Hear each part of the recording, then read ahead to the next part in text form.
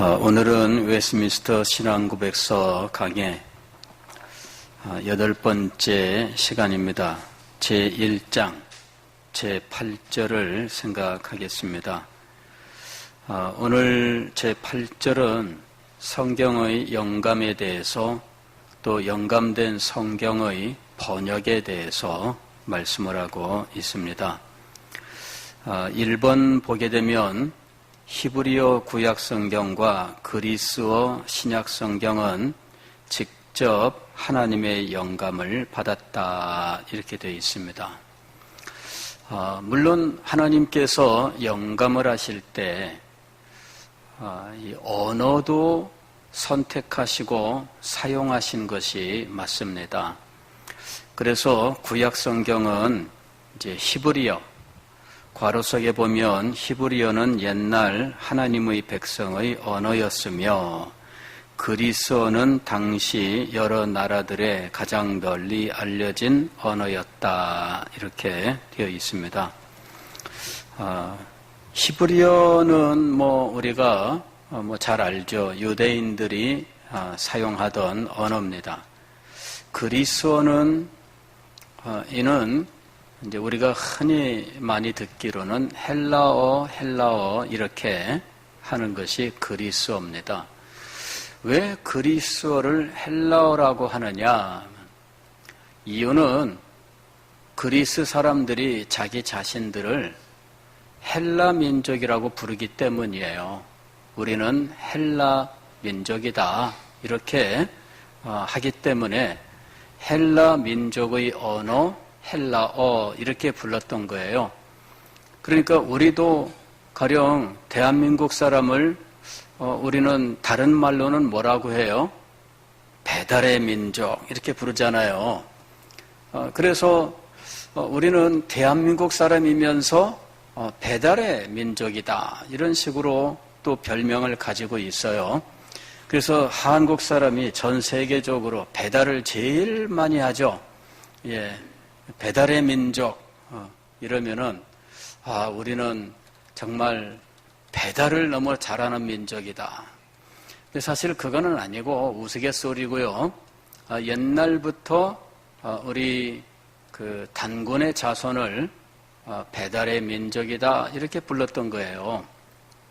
마찬가지로 그리스 사람들이 자신들을 헬라인이라고 불렀던 겁니다. 그래서 그 사람들이 사용하는 언어를 헬라어라고 이야기를 했는데 지금은 우리가 헬라라는 말보다는 이제 그리스란 말을 더 많이 사용을 하고 또 그냥 성경 혹은 우리가 교리나 혹은 설교 속에서는 헬라라는 말을 많이 사용하고 있다 하는 겁니다. 실제로 성경이 기록되던 그 당시에 그리고 그 이전 여러 세기 동안 그리스 사람들이 이 중앙아시아 심지어는 인도까지 영향을 미칩니다. 알렉산더 대왕이 정복을 하면서 아주 광범위한 지역을 정복해요. 그리고 알렉산더 사후에 이 알렉산더를 통해서 점령한 그 지역이 헬라 문화권, 그리스 문화권으로 들어갑니다. 그래서 그 지역이 모두 헬라 문화권이 되는데 이 헬라 문화권을 소위 헬레니즘이라고 불러요. 헬레니즘. 그리고 이 헬레니즘, 헬라 문화가 전파된 지역에서 공용어로 이 그리스어 혹은 헬라어가 사용이 되는 거예요. 그러니까 그 광범위한 지역에 수없이 많은 부족들이 있고 수없이 많은 언어들이 있는데 그 언어들을 하나로 통일하는 공용어가 헬라어가 된 거예요. 그리고 그 당시에 자기 언어가 있으면서 동시에 이 헬라어를 일상 언어로 사용을 했어요. 그리고 신약 성경은 바로 그 헬라어로 기록이 된 거예요. 그래서 나라와 민족과 부족이 달라도 또 언어가 달라도 그 사람들에게 헬라어 하나만 있으면 다 통하는 상황이 된 거죠. 자, 히브리어로 구약 성경이 기록되었을 때에는 유대인들에게만 사실은 그 언어가 사용이 되고 있던 시대입니다.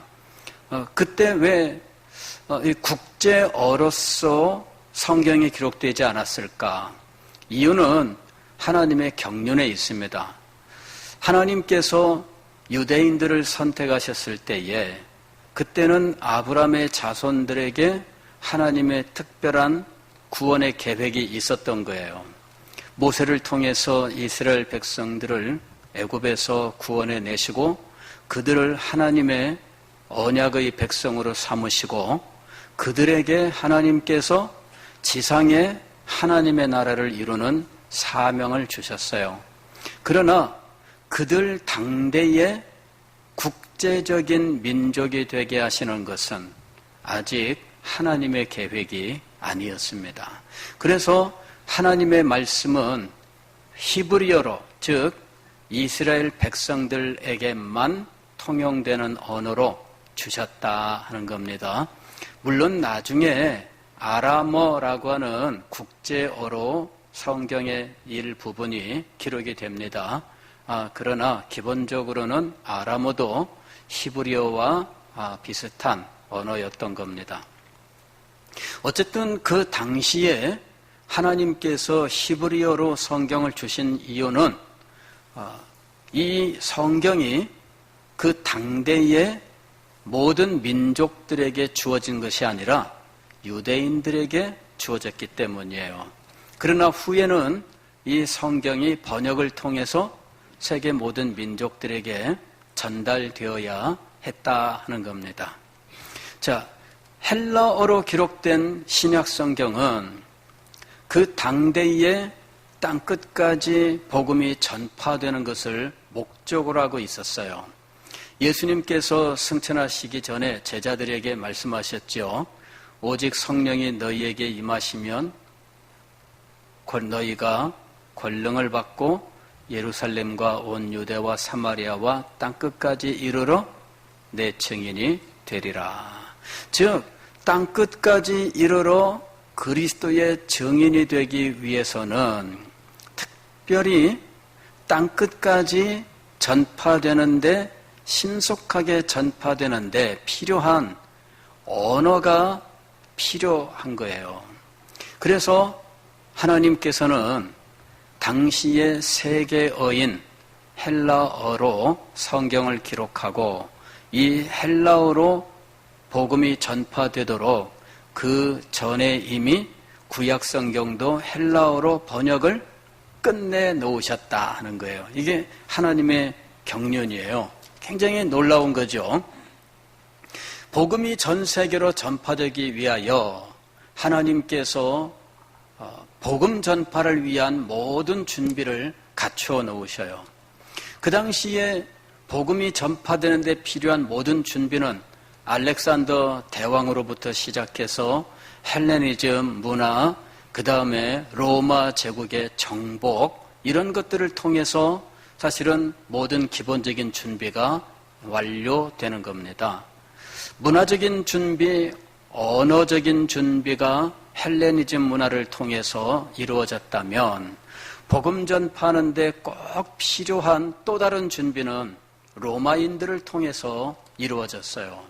로마인들은 특별히 복음 전파를 위하여 치안이라고 하는 것이 안정되게 했습니다. 즉, 그 당시에 알려져 있는 지중해 연안의 전 세계는 로마 제국으로 통일되어 있었고 로마의 군대가 전체의 치안을 담당하는 상황이었습니다. 그래서 여행을 하는데 어려움이 없었어요. 물론 문화가 다르고 기후가 다르고 가지가지 지형이 있어서 여행하는데 어려움이 전혀 없는 건 아니에요. 그러나 그런 것들은 여행하는데 필수적으로 수반되는 요인들이고요. 더 큰 문제는 무엇이냐면은 치안이 안정되어 있느냐 하는 거죠. 복음을 들고 갔는데 강도와 도둑과 이런 사람들이 있고 그 다음에 외국인이라고 해서 무조건 해를 가하면 그러면은 사람들이 복음을 들고 여행을 할 수가 없는 거예요. 치안이 안정되어 있어야 복음 전파가 쉬워요. 그 다음에 도로가 완비되어 있어야 돼요. 도로. 그런데 로마인들은 역사상 가장 도로를 잘 닦는 민족이었어요. 황제가 즉위하게 되면 황제의 그 제1 정책 중에 하나가 도로를 닦는 거예요. 그래서 황제가 자기 돈을 들여서 도로를 닦는 것이 황제가 해야 되는 첫 번째 일 중에 하나였어요. 오죽하면은 속담이 있잖아요. 모든 길은 로마로. 그죠? 모든 길은 로마로.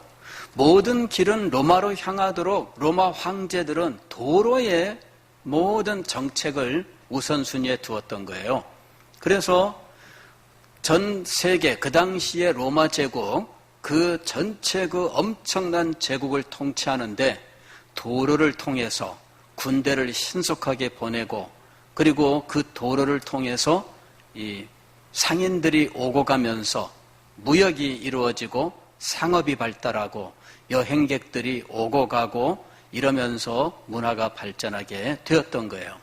그런 모든 준비가 되어 있는 상황에서 예수 그리스도께서 이 땅에 오셨고 예수 그리스도께서 제자들을 땅끝까지 보내셨던 거죠. 그래서 제자들은 특별하게 언어 훈련을 받지 않아도 가서 복음을 전할 수 있었던 거예요. 과거에 선교사들이 복음을 전하러 가면 가장 큰 장애 중에 하나가 뭐냐면 언어가 준비가 안 돼서 가서 설교하는데 너무 많은 어려움을 겪는 거죠.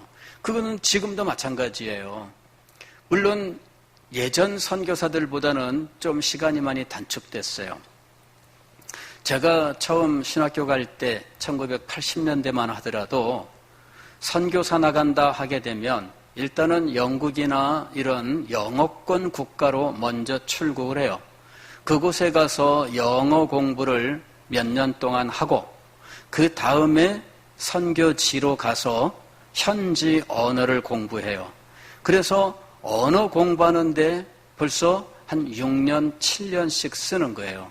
언어 공부하면은 그 다음에 안식년 와야 돼. 선교는 언제 해? 언어 배우다가 모든 시간을 다 쓰는 거예요. 그래서 나중에 선교 정책이 바뀌었는데 영어 배우러 영어권 국가로 가지 말고 그냥 현지로 바로 가서 현지 언어를 배워라. 이렇게 정책이 바뀐 거예요. 그래서 현지에 가서 당장 현지 언어를 배우는데 설교하게 될 때까지 시간이 많이 걸려요. 언어가 준비되면 얼마나 쉬울까 하는 거죠. 언어가 준비되면. 언어 때문에 선교하는데 참 많은 어려움을 겪었어요. 지금도 마찬가지예요. 지금도 누가 선교하러 가게 되면 이 언어 때문에 아주 많은 어려움을 겪죠. 그 다음에 다양한 나라 사람들이 있으면 이것도 더 힘들어요. 과거에 이런 일이 있었어요. 우리가 후원하는 이 김치원 목사님, 이분은 국내에서 외국인 노동자 사역을 했는데 지금도 외국인 노동자 사역을 하지요. 그런데 제일 큰 문제가 뭐냐면은 언어예요, 언어. 각 나라, 여러 나라 사람들이 우리나라에 다 들어와 있어요. 근데 이 교회에 이 사람들이 들어와 있거든요. 이란 사람도 들어와, 이라크 사람도 들어와, 저쪽에 이 중앙아시아 이 사람들도 우즈베키스탄 사람도 들어와, 심지어는 이 동남아 사람들도 들어와. 이 사람들이 교회에 와 있는 거예요. 러시아 사람도 들어와. 그러니 인원은 한 20명 이렇게 되는데 국가는 10개 국가 이렇게 되는 거죠. 그러면 이 10개 국가 사람들을 놓고 어떻게 설교를 할까? 어느 언어로 설교를 해야 되나요? 이게 참 굉장히 힘들죠. 그래서 통역하는 사람들을 이렇게 세워요. 몇 명씩. 이래가지고 여기서 이 영어로 설교를 하면 영어를 그래도 알아듣는 사람들, 그 알아듣는다고 해도 그 사람들이 뭐 대단히 영어를 잘 알아듣는 거 아니에요. 그렇다고 목사님이 영어를 대단히 잘하는 거 아니에요. 그냥 필요하니까 하는 거예요. 그리고 영어로 하면은 이 사람이 알아듣고 이 사람도 영어 수준이 뭐 공용어로 영어를 쓰는 필리핀 사람들이야 영어를 잘하겠지만 그 이외 사람들은 영어 잘 못해요. 그러니까 영어로 하면 자기도 영어로 겨우 알아듣고 자기네 나라 말로 해주는 거예요. 그러니 예배 시간이 이게 뭐 보통 힘든 시간이 아니에요. 서로 모여서 교제를 해도 이게 말 한마디를 하더라도 뭐 여러 언어로 통역이 이루어져야 되니까 보통 어려운 문제가 아니에요. 그런데 지금 이런 상황인데 옛날에 사도들의 시대는 어땠느냐? 그때는 이거는 비교가 안 될 정도로 쉬웠어요. 그냥 헬라어를 쓰면 돼. 야, 이 얼마나 쉬워요. 하나님께서 역사 속에서 언어가 가장 잘 통할 수 있는 시대를 예비하셨는데 그 시대가 예수님 당대 사도들이 복음을 전하던 시대예요. 신기하죠? 예. 역사 속에서 언어가 가장 자유로웠던 시대, 그 시대가 바로 이 신약 성경이 기록되던 시대예요. 예? 너무나 놀라운 거예요. 제가 지난 2월 말에 페루를 가서 남미의 상황을 보니까 야, 이게 신기한 것은 미국 남부 지역부터 시작을 해서 저 밑에 칠레까지 한 20개 국가 정도가 모두 스페인어가 통하는 곳이에요. 스페인어를 사용하는 곳이에요. 신기하죠? 브라질만 포르투갈어를 쓰고 나머지는 다 스페인어예요. 그래서 거기 가면 스페인어만 사용하면 복음을 전할 수 있는 거예요. 신기하죠? 물론 스페인어를 모르는 사람들도 있습니다. 거기 안데스 산맥 그 산속에 있는 그 사람들, 잉카 문명 사람들, 잉카인들 한 5천만 정도 된다 그래요. 그런데 이 사람들은 사실은 이 잉카어를 써야 돼요. 그리고 스페인어를 잘 몰라요. 학교 다니는 사람들만 스페인어를 알아요. 그러나 젊은이들은 스페인어를 알죠. 젊은이들은. 예. 제가 거기 신학교 가서 강의를 하는데 배우러 온 사람들, 그 신학교라고 해서 온 사람들 중에 스페인어를 모르는 사람들이 있어요. 그래서 제가 이 강의를 하면은 그러면은 선교사님이 스페인어로 통역을 했는데 스페인어를 못 알아듣는 사람들은 가만히 앉아 있다가 강의 끝나고 나면 이 잉카어를 하는 목사님이 나와서 자기가 들었던 거를 잉카어로 다시 강의를 해야 돼. 전달 강의가 이루어지는 거죠.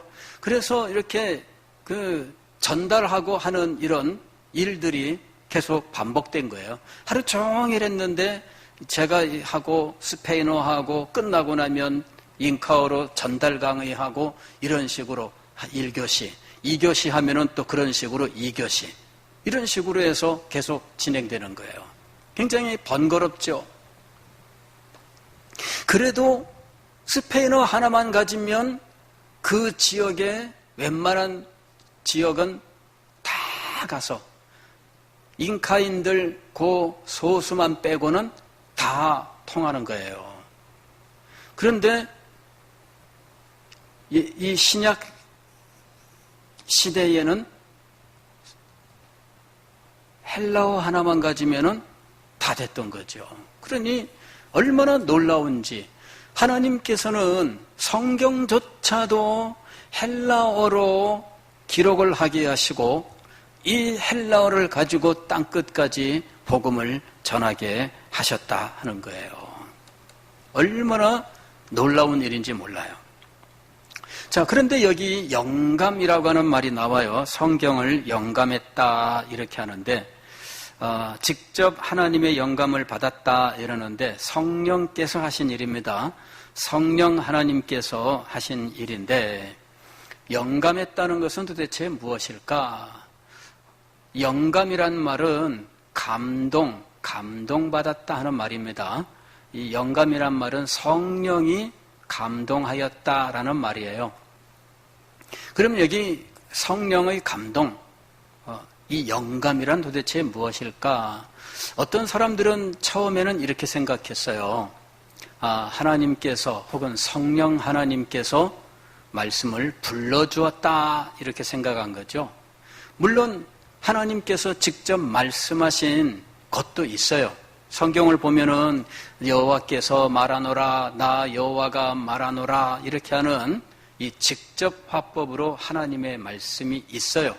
그러나 대부분의 경우에는 하나님의 직접적인 말씀이 아닙니다.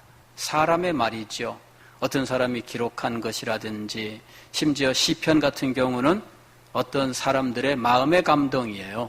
그런데 그런 것들이 모두 성령께서 하나님의 말씀으로 감동하신 것이라는 거죠.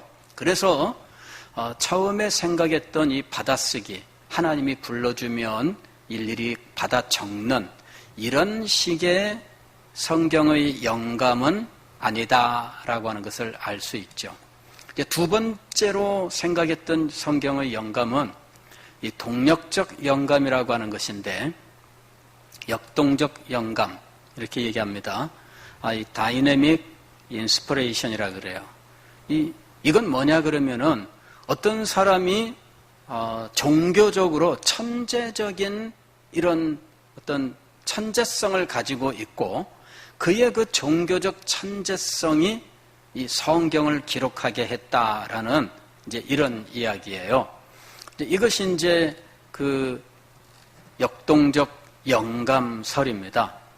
근데 우리는 이 기계적 영감이나 혹은 역동적 영감을 받아들이지 않습니다. 우리가 인정하는 영감의 방법은 유기적 영감이라고 하는 거예요. 이건 뭐냐면은 성령께서 성경을 기록할 사람, 즉 선지자와 사도들에게 역사하시는데 그의 모든 인격적 능력들, 그의 지성과 그의 경험과 혹은 그의 교육과 이런 모든 것들을 다 사용하셔서 하나님의 말씀이 오류가 없이 기록되게 하셨다라고 하는 것이 이제 이 이 유기적 영감이에요. 그래서 이 유기적 영감에서 우리가 이제 그 중점을 두었던 건 뭐냐면은 이 기계적 영감이나 혹은 이 역동적 영감은 어떤 문제가 있냐면은 성경이 1600년 기간에 걸쳐서 한 40명 정도의 저자들이 기록을 했는데 이 저자들의 특성들이 다 그대로 나타나 있다는 것이죠. 그래서 이 기계적 영감이나 혹은 역동적 영감을 통해서는 이런 저자들의 특색이 드러나 있는 부분을 설명할 수가 없어요. 하나님이 불러준 걸 받아 적었는데 거기에 저자의 경험이나 교육이나 저자의 어떤 언어 습관이나 이런 것들이 반영될 수가 없잖아요. 그러니까 이 받아쓰기법은 무조건 틀리는 거예요. 그래서 저자들의 인간적 특징들이 그대로 반영되면서 그러면서도 하나님의 뜻이 오류가 없이 전달되게 하시는 방식으로 하나님이 이 하나님의 말씀을 우리에게 주셨다 하는 거죠. 이것이 바로 유기적 영감설이에요. 그러나 이럴 때에 성령께서 저자가 사용하는 언어까지도 성령께서 돌보셨다라고 하는 거예요. 그래서 개인의 어떤 특성들이 드러나기는 하지만 가령 사도행전 같은 경우에는 이 의사 누가가 기록을 한 것으로 되어 있습니다. 의사 누가는 사도는 아니에요. 그러나 사도 바울과 함께하면서 사도성 있는 증언을 하고 있는 거거든요. 그래서 우리는 그 사도성을 인정을 해요. 그래서 이 사도행전을 우리는 성경으로 받고 있는 거죠. 그런데 의사 누가, 그의 배경이 의사예요. 의사는 언어에 어떤 용어들이 많이 등장할까요? 의학적인 용어들이 많이 등장하죠. 예. 그러니까 이 사도행전을 보면 의학 용어들이 정확하게 사용되고 있다는 거예요. 그냥 대충 신체 부위를 표현할 때에도 대충 표현하는 것이 아니라 정확한 의학 용어로 표현을 하고 병 같은 걸 표현하더라도 정확하게 사용하고 있다는 거죠. 그러니까 그거는 의사라고 하는 이 사람의 특성들이 반영된 거예요. 그럴 때 그의 언어까지도 오류가 없도록 성령께서 역사하셨다 하는 것이죠. 이것이 이제 우리가 믿는 유기적 영감설의 내용이에요. 하나님께서는 성경을 기록하게 하시되 이렇게 유기적 영감을 통해서 하나님의 말씀이 오류가 없이 그대로 우리에게 전달하게 하셨는데 심지어는 언어의 선택까지도 하나님의 경륜 속에서 선택하셨다는 거죠. 히브리어로 구약성경을 기록하신 이유가 있습니다. 왜냐하면 그 당시에는 히브리인, 즉 이 이스라엘 백성들을 향한 하나님의 경륜의 시대였던 거예요. 그리고 신약 시대에는 모든 민족을 향한 경륜의 시대입니다. 그래서 언어가 헬라어로 선택이 되었고 헬라어로 선택된 그 하나님의 말씀은 제한 없이 모든 민족들에게 자유롭게 전파된 거예요. 이렇게 신약 시대에 헬라어로 복음이 전파될 때 구약 성경도 헬라어로 번역이 이미 준비되었던 거죠. 그래서 제자들은 구약 성경을 가지고 나아갈 때는 히브리어 성경을 가지고 나간 것이 아니라 헬라어 번역 성경을 가지고 나갔던 거예요. 그래서 우리가 신약 성경을 보게 되면 제자들이 구약 성경을 인용할 때 헬라어로 번역된 이 70인역이라고 하는 헬라어 번역 성경이 있어요. 이 헬라어 번역 성경을 이용하고 있는 것을 볼 수가 있습니다. 그리고 실제로 그 당시에 사실은 일반적으로 히브리어 성경이 누구나 이용할 수 있을 만큼 일반적인 상황이 아니에요. 히브리어 성경은 분량이 엄청나게 많아요. 왜냐하면 양피로 되어 있거든요. 근데 헬라어로 된 성경은 부피가 비교적 작았어요. 왜냐하면은 그 당시에 이 헬라어로 기록한 성경은 어떤 것으로 되어 있냐면은 파피루스라고 하는 걸로 만들어졌어요. 파피루스는 종이는 아닌데 왜 그 파피루스라고 하는 갈대 비슷한 이런 그 풀이 있어요. 그 풀을 잘라서 속에 있는 얇은 그 껍질을 이렇게 펼쳐가지고 그거를 합판처럼 이렇게 가로 세로로 붙여서 한 20cm 정도 되는 이러한 이 얇은 종이를 만들어요.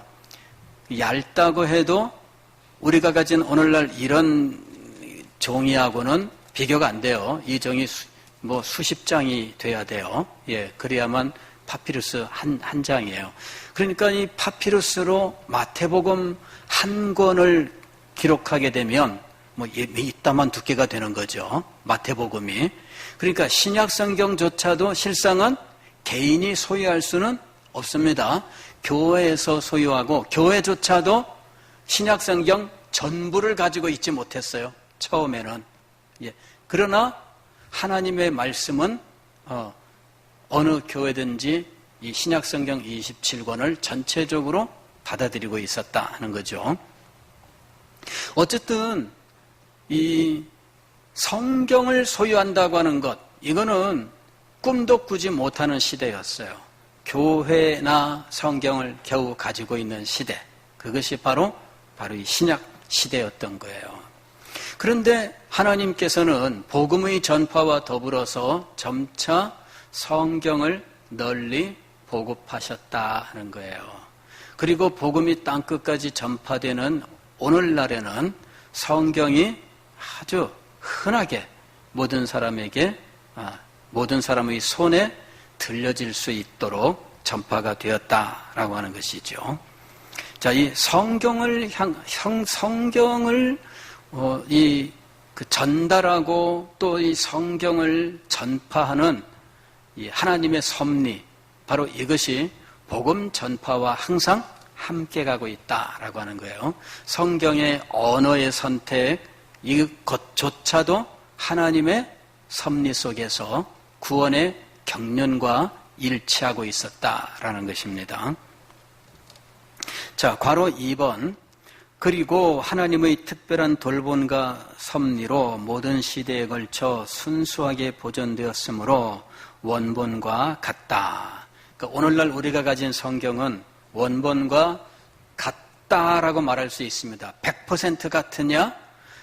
100% 같지는 않지만 그러나 99.9999% 같다. 이렇게 말할 만큼 우리는 지금 원본 성경과 같은 성경을 가지고 있어요. 제가 성경의 전수의 기적에 대해서, 전승 과정의 기적에 대해서 여러분들에게 말씀을 드렸죠. 원본은 우리에게 전수가 되지 않았는데 사본만 우리에게 주어졌는데 이 사본이 전수되는 과정을 통하여 원본이 우리에게 전달된 것과 동일한 본문이 우리에게 전달되었다. 이렇게 말씀을 드렸습니다. 구약 성경이 우리에게 전달된 것, 그 신비에 대해서 말씀을 드렸죠. 900년대에 히브리 랍비들, 유대인 랍비들 중에 마소라라고 하는 학파가 있어요. 그 학자들이 어느 날 마소라 히브리어 구약 성경을 딱 완성을 해내요. 근데 그제까지 구약 성경 창세기부터 말라기까지 이렇게 한꺼번에 딱 히브리어 성경이 없었어요. 근데 어느 날 마소라 학자들이 이게 히브리어 구약 성경이다 하고 책을 턱 낸 거예요. 사람들이 못 믿죠. 니네가 지어낸 거 아니냐? 이렇게 된 거예요. 니네가 지어낸 거 아니냐? 그런데 그 사람들이 그 책을 내고 1000년 후에 이제 이 사해 바다 근처의 동굴에서 이 양피 두루마리들이 발견되는데 나중에 그 양피 두루마리를 펼쳐서 거기 쓰여 있는 글들을 읽어보니까 구약 성경이 있었어요. 그 중에 이사야서 같은 경우에는 온전하게 발견됐는데 확인해 보니까 마소라 성경과 똑같았어요. 그런데 마소라 성경보다 1000년 이전에 만들어진 성경이었어요. 1000년 동안 성경 이 사본이 없다가 이 성경이 마소라 학자들한테서 불쑥 나타났어요. 그 사람들은 구전에 의해서 내려오던 성경을 어느 날 글로 옮긴 거거든요. 그런데 1000년 후에 발견된 고고학 자료에 의해서 그들이 히브리어 성경을 만들어낸 그들이 만든 히브리어 성경이 정확했다라고 하는 것이 증명된 거예요. 너무나 놀라운 거죠. 그리고 신약 성경의 경우에는 수없이 많은 사본을 통해서 원본과 같은 성경 본문을 알 수 있게 하셨어요. 여러분들에게 원어 성경 어떻게 되었는지 설명을 드렸습니다. 구약 성경, 신약 성경, 원어 성경을 여러분들이 서점에 가서 한번 보세요. 히브리어 성경 좀 보여주세요.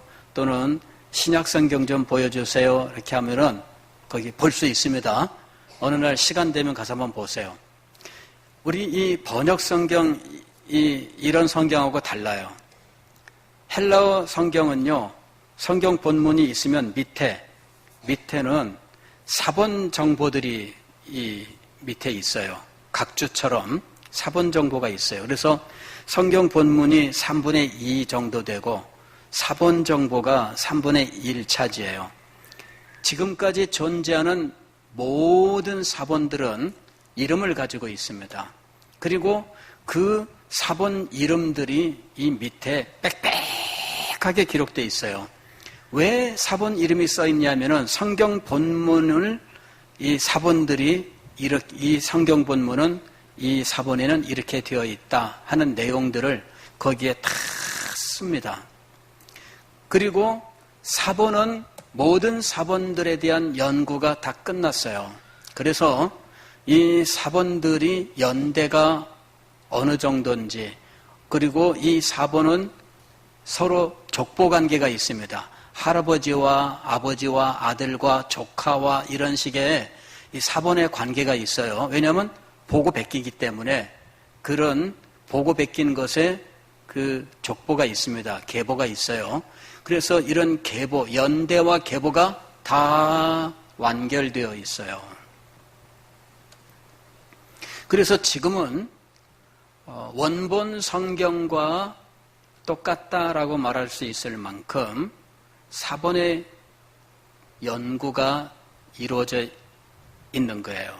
그래서 그런 장치들, 그걸 비평이라고 불러요. 그걸 비평이라고 부르는데 이 비평장치라고 부릅니다. 비평장치. 그것이 있어요. 왜냐하면 원본을 확인하기 위한 연구, 이게 비평이에요. 그 비평장치가 원어 성경에는 반드시 수록이 되어 있습니다. 구약 성경만 해도 비평장치가 아래 하단에 비평장치가 있고요. 좌우에 비평장치가 또 있어요. 그래가지고 원문뿐만 아니라 비평장치가 더 많아요. 왜냐하면 원본을 확인하기 위한 연구들이 그동안에 수없이 이루어진 거예요. 그렇게 해서 지금 이 웨스트민스터 신앙고백서가 완성되던 1647년, 그때보다 지금 벌써 우리가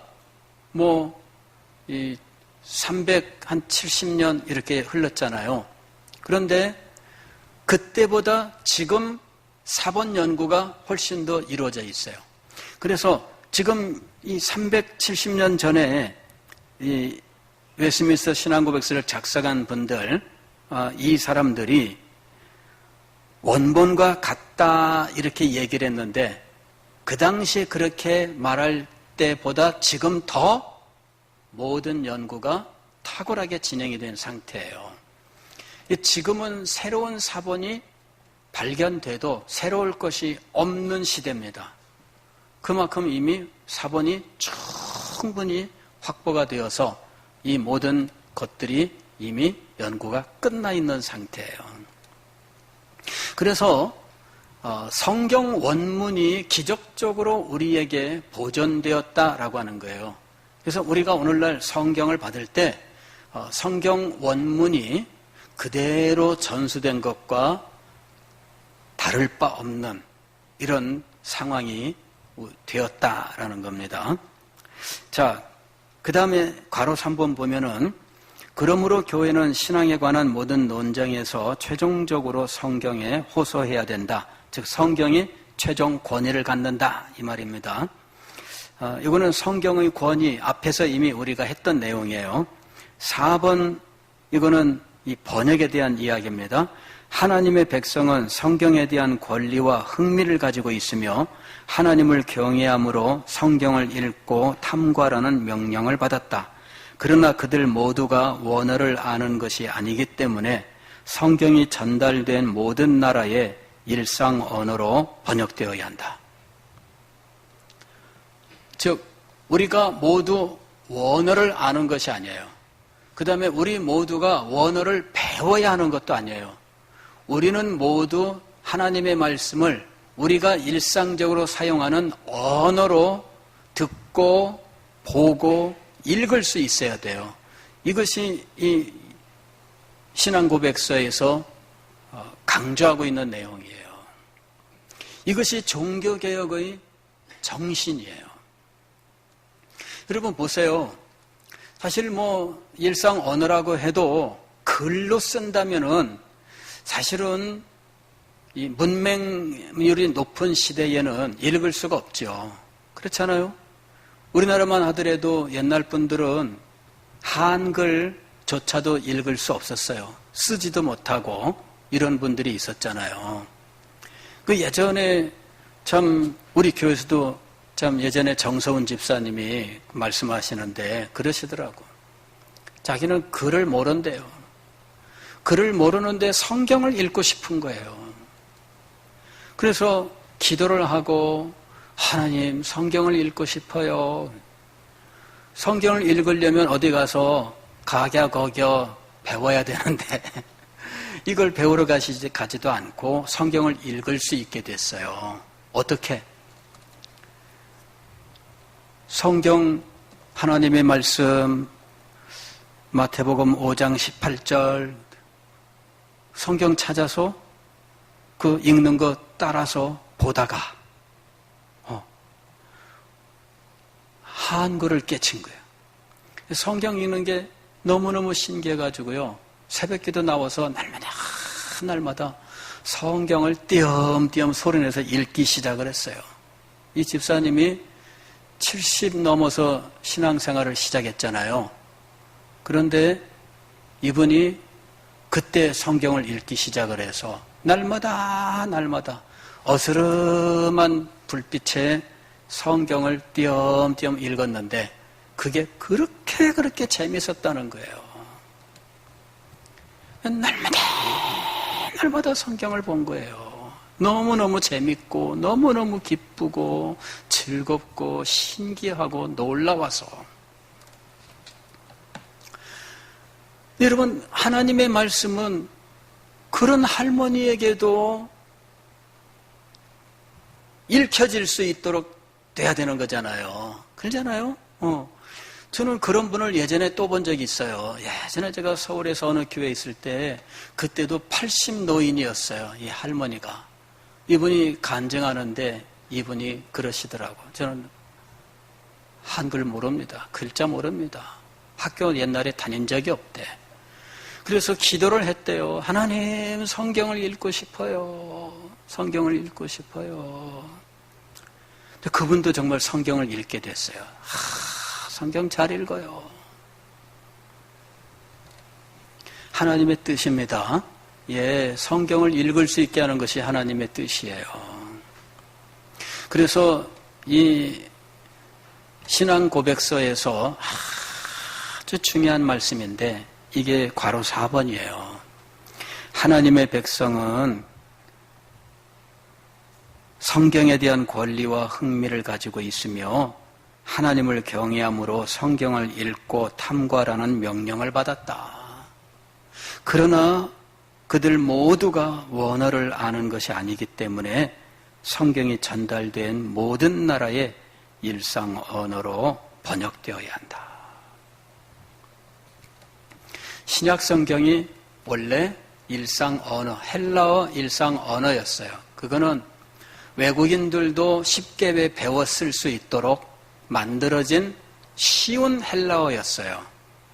원래 그리스 헬라 사람들이 쓰는 정통 헬라어는 굉장히 어려워요. 이걸 고전 헬라어라 그러는데 굉장히 어려운 거예요. 근데 이것이 쉬운 헬라어예요.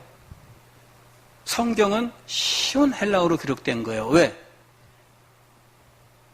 헬라어, 고전 헬라어까지 정통해야만 성경을 읽을 수 있다면 복음을 어떻게 쉽게 알아낼 수 있겠어요? 그래서 쉬운 언어로 전달된 거예요. 그리고 라틴어 성경으로 번역할 때 라틴어도 마찬가지입니다. 라틴어도 불가타라고 하는 라틴어 성경이 있는데 이 불가타라고 하는 말이 뭐냐면은 그냥 일상적인 라틴어란 뜻이에요. 그 당시에 정통 로마인들 말고 게르만 민족들도 쉽게 라틴어를 익혀야 했기 때문에 쉬운 라틴어가 있었어요. 그 쉬운 라틴어로 제롬이라고 하는 분이 이 성경을 번역했는데 이게 불가타 라틴어 성경이에요. 오늘날 천주교에서 쓰고 있는 라틴어 성경입니다.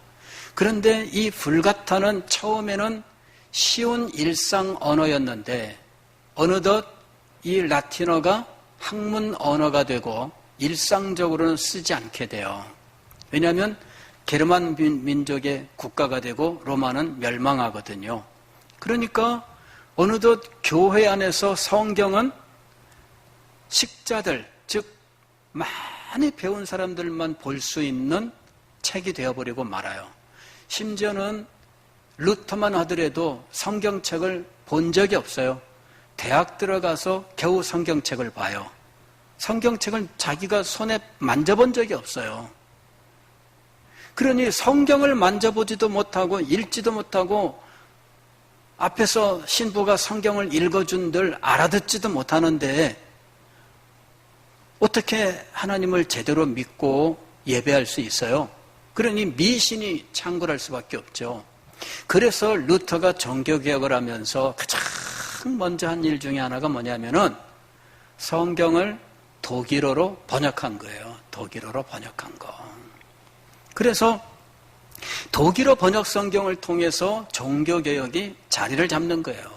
그리고 영국에서 종교개혁을 하면서 영국에서도 가장 먼저 한 일이 뭐냐 그러면은 영어로 성경을 번역한 거예요. 그래서 위클리프 성경, 틴데일 번역 성경, 제네바 바이블, KJV 이런 식으로 영어 성경 번역이 이루어지고 KJV라고 하는 이 영어 성경이 왕의 명령에 의해서 이루어지고 광범위하게 보급되면서 성경이 아주 많은 사람들에게 전달되는 거예요. 성경이 번역되고 사람들에게 접근하기에 쉽게 되는 것, 이것이 복음을 전파하고 신앙을 가르치는데 필수적인 것이었던 거죠. 그래서 이 신앙고백서에서 아주 중요하게 강조하는 것은 성경의 번역과 전파예요. 이 부분은 정말 중요한 거예요. 성경에 대한 하나님의 뜻을 우리가 알아야 됩니다. 성경에 대한 하나님의 뜻, 얼마나 오묘한 하나님의 뜻이 있는지, 하나님의 말씀의 영감과 그리고 오류 없는 보존, 그 보존 과정의 원문의 보존, 그리고 그것을 번역하여 땅끝까지 전파되게 하시는 이 하나님의 말씀에 대한 하나님의 뜻이 있어요. 그 뜻을 우리가 잘 알아야 돼요. 그리고 하나님의 그 뜻에 따라 오늘 우리는 하나님의 말씀을 사랑하고 하나님의 말씀을 아끼고 하나님의 말씀을 늘 우리의 마음에 새겨야 하는 것입니다. 기도하겠습니다.